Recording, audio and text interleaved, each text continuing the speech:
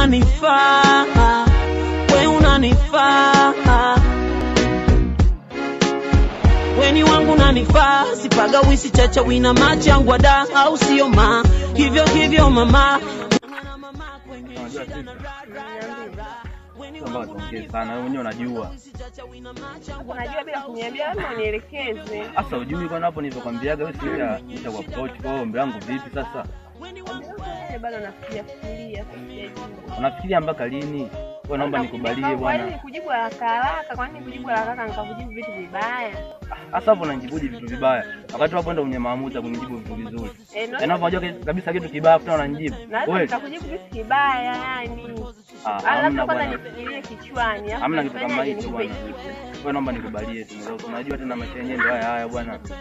Mwenyewe anaenda na upepo sasa hivi. Sasa hapo siponikubaliwa namkubalia nani tena? Nikubalie bwana. Sawa sawa.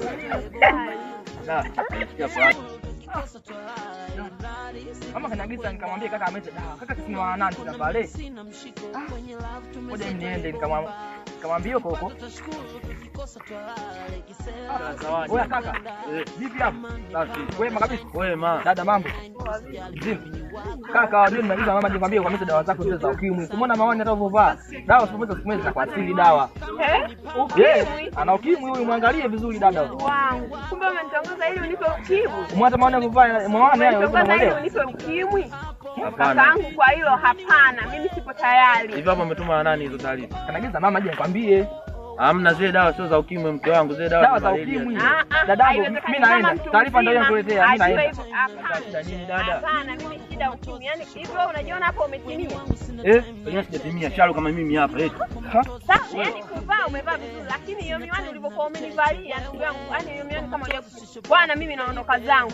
Dada usinifanyie hivyo bwana. Na huyo mdogo wangu leo nikienda nyumbani namsomea kesi, yani kabla jua halijazama namsomea kesi. Oya, kaniharibia. Oya ngoja tutaonana hata baridi kesho.